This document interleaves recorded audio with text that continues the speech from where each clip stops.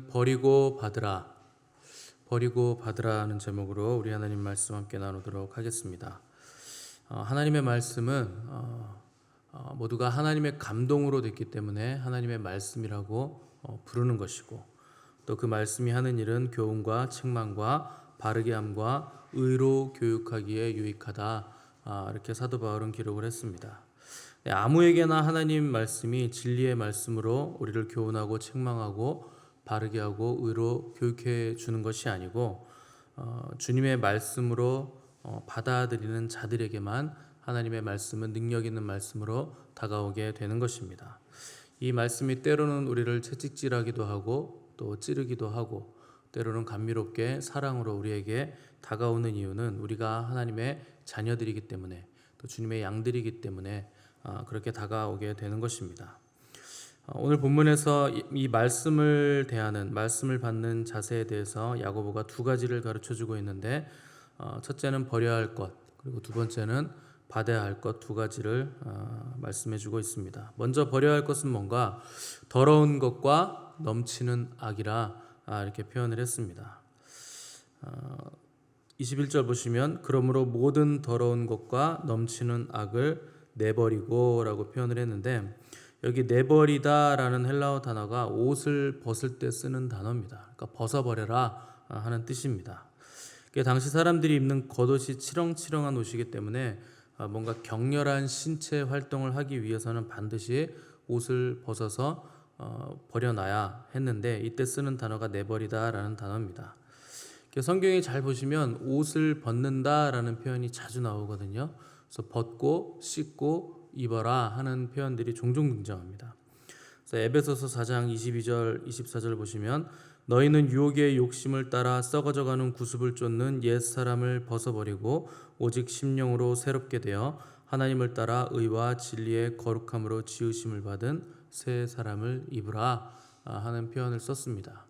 순서를 잘 보시면 첫 번째 벗어버려라, 그러니까 옛 성품을 벗어버려라. 그리고 두 번째 심령으로 새롭게 되라, 이것은 씻으라는 뜻입니다. 그 씻으라는 뜻이고, 세 번째 의와 진리의 거룩함으로 지으심을 받은 새 사람을 입으라, 그러니까 벗고 씻고 입어라 하는 순서를 따르고 있는 겁니다. 옛 사람을 벗어버리라 하는 것은 회개하라는 뜻이고, 그다음에 거룩함으로 지으심을 받은 새 사람을 입으라는 것은 거룩한 삶을 살아라, 성화의 삶을 살아라 하는 것을 입으라고 표현을 한 겁니다. 그러니까 이 순서는 지극히 상식적인 겁니다. 우리가 깨끗한 옷을 입으려면 반드시 더러운 옷은 벗는 게 당연한 겁니다.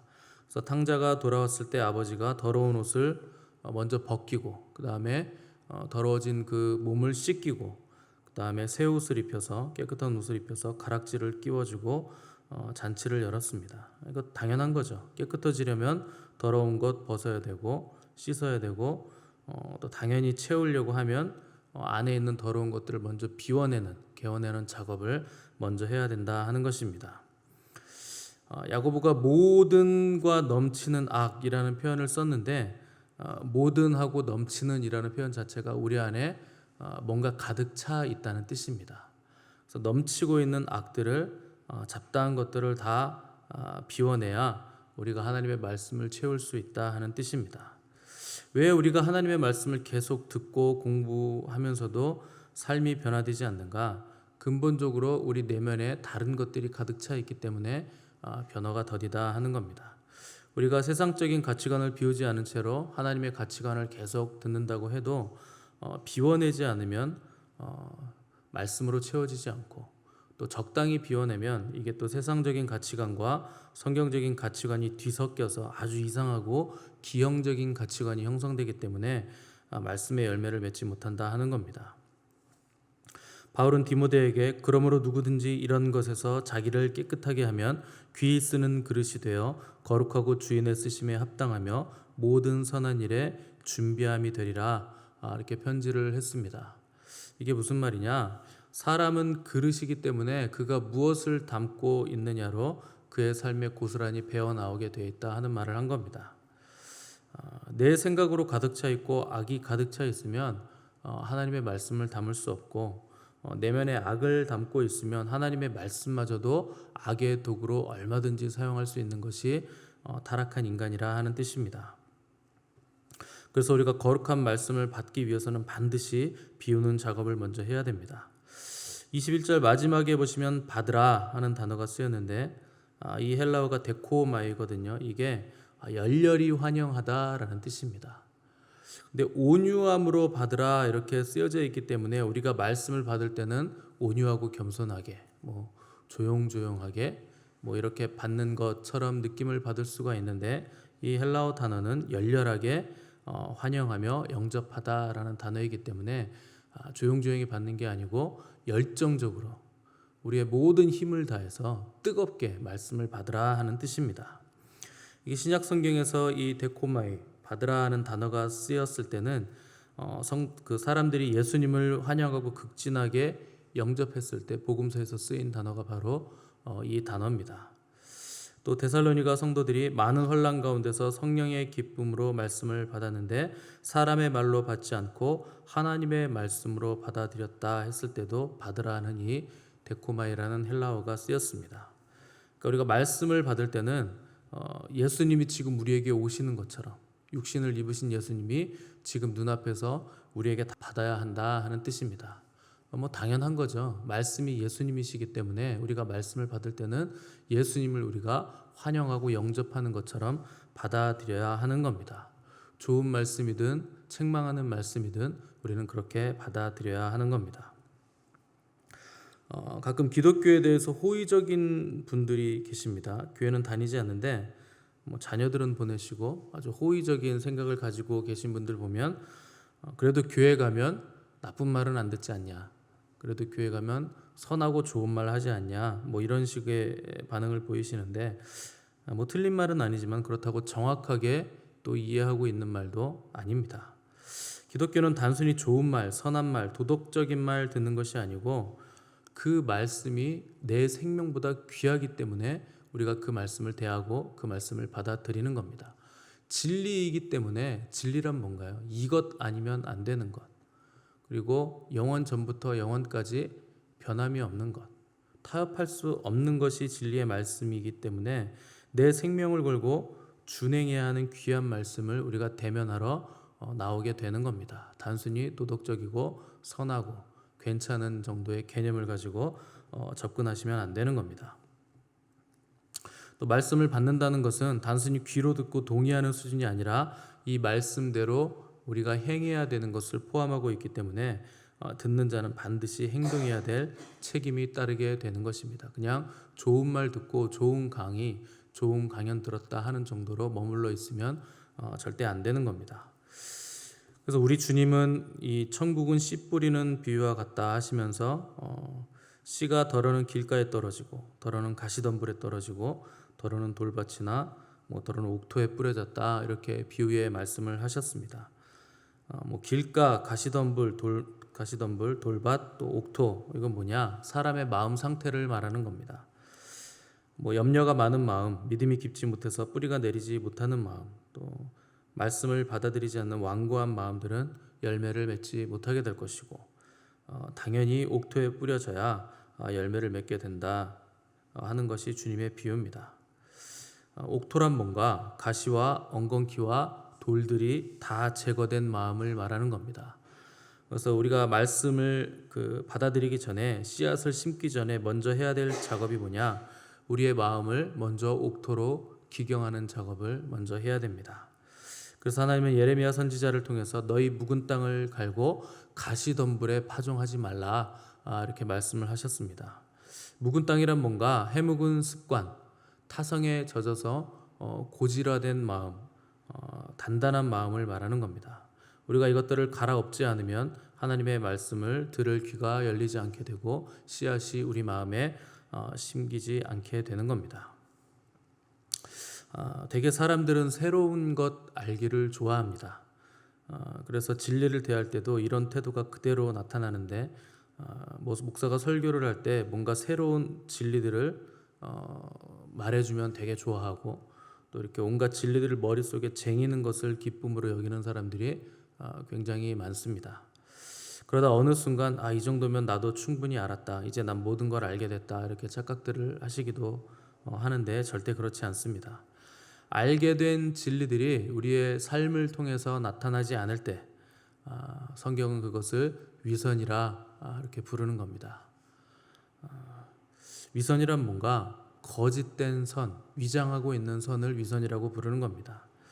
우리 주님이 바리새인과 서기관들을 신랄하게 비판하시고 적대하셨는데 그 이유가 바로 위선에 있습니다. 우리 주님은 위선이라는 단어를 쓰시기보다 외식이라는 단어를 더 많이 쓰셨는데, 외식이란 뭔가 이게 무대에서 연기하다라는 뜻입니다.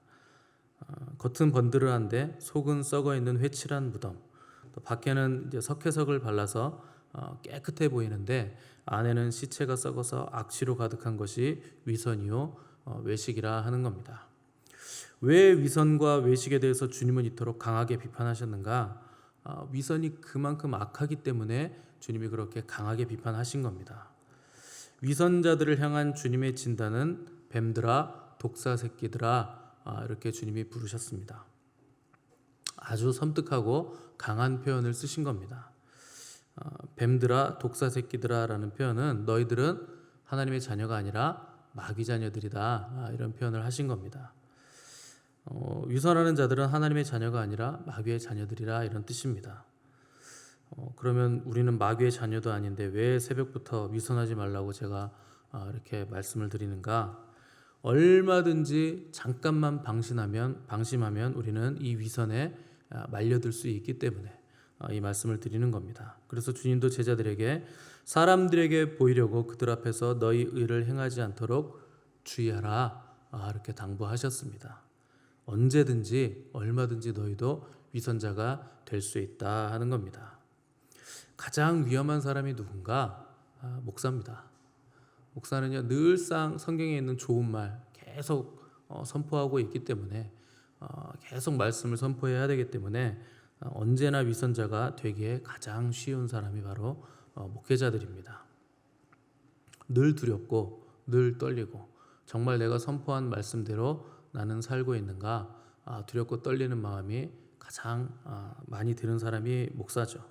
그러나 또한 여러분들도 두렵고 떨리는 마음으로 우리가 위선자가 되지 않도록 항상 떨림이 있으셔야 됩니다. 주님은 우리에게 너희 의가 서기관들과 바리새인들보다 낫지 않으면 결단코 천국에 들어가지 못하리라, 이렇게 경고하셨습니다. 그럼 과연 누가 천국에 들어갈 수 있는가? 마태복음 7장 21절 보시면 나더러 주여 주여 하는 자마다 천국에 들어갈 것이 아니요 다만 하늘에 계신 내 아버지의 뜻대로 행하는 자라야 들어가리라. 주님은 이렇게 심플하게 말씀하셨습니다. 누가 천국에 들어가는가? 주님의 말씀을 듣는 자가 아니라 그 말씀을 듣고 행하는 자가 들어가게 되는 겁니다. 왜 여러분 신앙생활이 쉽지만은 않을까요? 행하기가 어렵기 때문에 그런 겁니다. 그러니까 듣는 건 굉장히 높은 수준의 말씀을 듣는데 우리의 삶은 시궁창일 때가 많으니까 이 괴리 때문에 우리가 괴로워하는 겁니다. 그런데 여러분 끝까지 이 말씀을 붙들고 이 말씀대로 살겠다고 추구를 하셔야 됩니다. 처음에는 어렵고 힘들지만 갈수록 쉬워지게 돼 있습니다. 말씀을 들을 때는 방청객이 되거나 무슨 라디오 청취하시듯 그렇게 들으시면 안 됩니다. 또 말씀을 지적인 정보나 소유의 대상으로 받으셔도 안 됩니다. 하나님의 말씀은 생명의 말씀이고 진리의 말씀이며 살아있는 능력의 말씀입니다. 이 말씀은 살아서 움직이는 말씀입니다.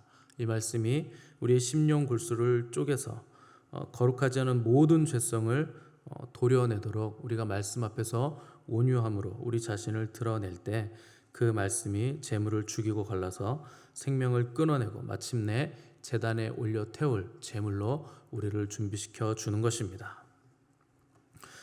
베드로는 너희가 거듭난 것은 썩어질 씨로 된 것이 아니요 썩지 아니할 씨로 된 것이니 살아있고 항상 있는 하나님의 말씀으로 되었느니라, 이렇게 기록을 했습니다. 우리가 거듭난 것은 말씀으로 된 것입니다.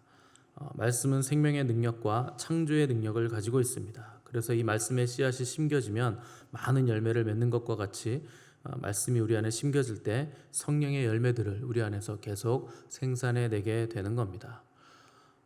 성령의 열매가 풍성해질수록 우리는 점점 더 영혼이 가벼워지고 참된 자유를 누릴 수 있게 되는 것입니다.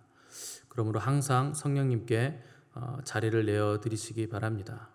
내 인생의 주도권을 내가 가지고 있으면 참된 자유를 누릴 수 없습니다. 성령님께서 역사하셔야 우리 영혼이 가벼워지고 자유로워지고 더 많은 지혜와 계시의 정신으로 풍성한 열매들을 맺어갈 수 있게 될 것입니다. 교회는 상식이나 도덕, 예절이나 청렴 같은 것을 내용으로 하는 곳이 아닙니다. 교회의 내용은 언제나 살아있고 진리된 하나님의 말씀을 그 내용으로 가지고 있는 겁니다. 이 말씀이 없으면 우리는 매일 흔들릴 것이고 말씀을 들었다 해도 행하지 않으면 더 큰 위선과 자기 기만의 죄만 키우게 될 것입니다. 오늘 야고보가 우리에게 요구하는 것은 두 가지입니다. 먼저 모든 죄악들을, 우리 안에 차 있는 죄악들을 다 버리라. 그리고 온유함으로 말씀을 받으라 하는 겁니다. 내 안에 악하고 더러운 것은 오늘 회개를 통해 다 버리시기를 바라고, 또 하나님 앞에서 겸손과 온유로 말씀을 받으심으로 풍성한 열매를 맺으시는 저 여러분들 되시기를 간절히 바랍니다. 함께 기도하겠습니다.